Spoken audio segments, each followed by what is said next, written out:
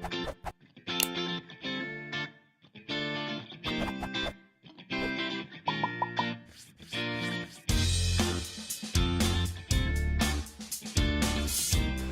everybody, welcome back to Essen, welcome to Active Player Network, and welcome Stronghold Games. Woo! Thanks for coming. Yeah, guys, I'm excited to be here. We are so excited to have you. You have one of the games as a fan of the old gods, which I realize is dangerous, one of the games that I am very excited to hear about, AuZtralia. AuZtralia. So, have you guys been demoing this at the booth? Oh, absolutely. And how has it been? Oh, great.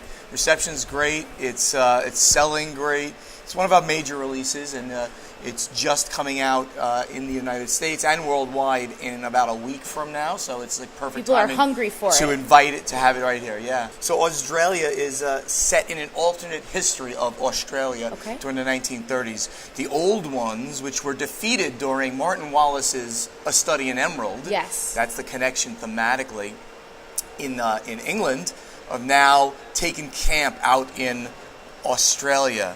And they're beginning to awaken. And all of a sudden, you have to fight back against them and, of course, manage the resources to build up AuZtralia. So, Paul, why don't you kind of run us through the whole thing? Okay. This game board's partially set up just to begin the game. There's a lot of replayability in the game, a lot of variables set up. All these tiles are the old ones, which will awaken over time during the game. Good. That's what you want, right? So this isn't your ordinary train game.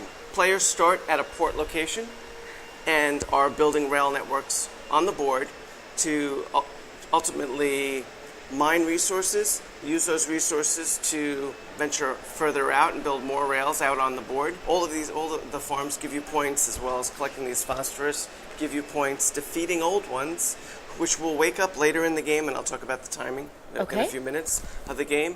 Ultimately, you're trying to generate the most points, but the game and Cthulhu is also scoring points as well. If you ignore Cthulhu and you don't defeat all of these tiles, Cthulhu actually scores points, and everyone loses. And Cthulhu could win the game, Yeah, so everyone could lose the game. Yeah. Yikes! So tell us about like the military portion of this too, which is really interesting. You have to fight against these guys. So and it's almost like there's a little semi-co-op going on there because you have to work together against them, but it's only one player that's end up winning at the end. So this is a player board that each player has their own player board. It's basically where you select actions on the board. Every player has a set of cubes. You're using your cubes to, and I'll go through all the actions in a second, to take actions on your player board. The actions are to build rail, they are to mine, they are to hire personalities. There's a whole deck of personality cards that kind of break rules or give you extra victory points. You can hire military units, which I'll talk about military in a second. You can import, export some of the goods and sell some of the goods that you have. Basically, it's selecting actions on your turn. That's the kind of the flow of the game is each player will place a cube on a box and perform one of their actions. All these actions that I just went through have a cost based on time. This is the time track, but it's also the victory point track. Sure. And it's also the game timer in the game. When all players get to the end of the track, that's when the game will end. But ultimately, the player on the top of the stack to begin the game will go first, so red will go first in this case, and perform the first action. If he performs an action that's 2 time units, then he may not go for a while because yellow can go 1, blue can go 1, then green can go maybe 2.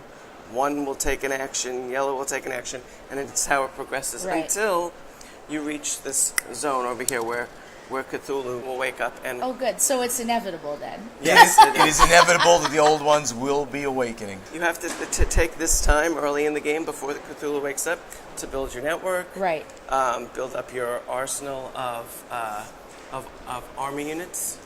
So there are really 2 phases of the game then. One that you're kind of prepping for inevitable doom, and then one that you're hoping to defeat it, right? And if everyone's greedy and just builds farms and just mines resources and doesn't buy units, then inevitably you're going to have a bad day. You're going to have a bad history of Australia. So tell me, because Madness features so heavily in the Cthulhu mythos. Does that figure into this game at all? Well, there are insanity tokens, as Okay. you might expect. Of course. And so we have one of the...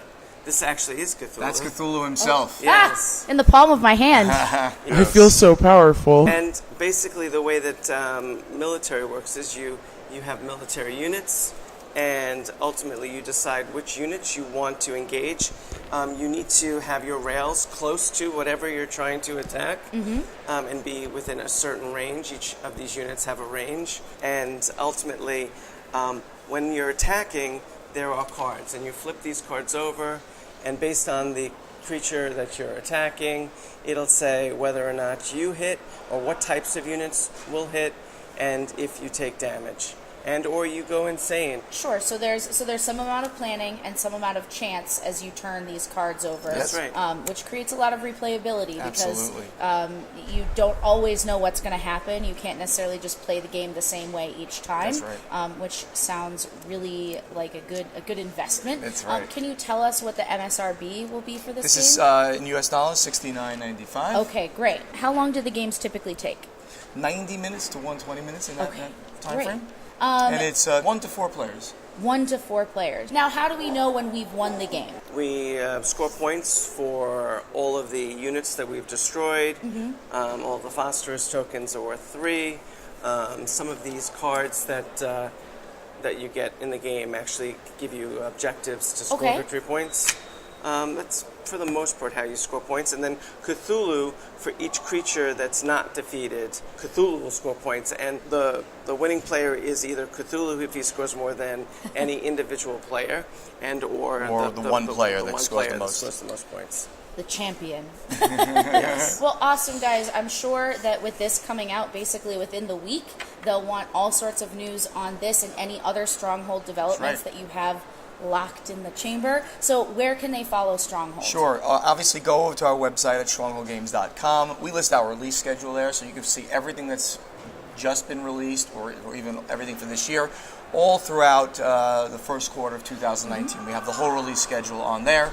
We're very active on social media, at Stronghold Games on Twitter, Facebook /Stronghold Games. So we're Stronghold Games all over the place. Now, of course, we have done a couple of videos already with you guys at Gen Con.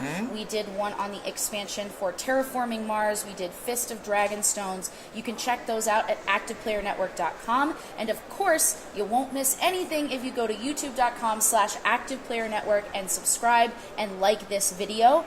You can see another video linked below for an Osprey Games game called Wildlands, which was done by Martin Wallace. as So well. if you love this kind of storytelling, you will love that and want to check it out. So check out the link below for that.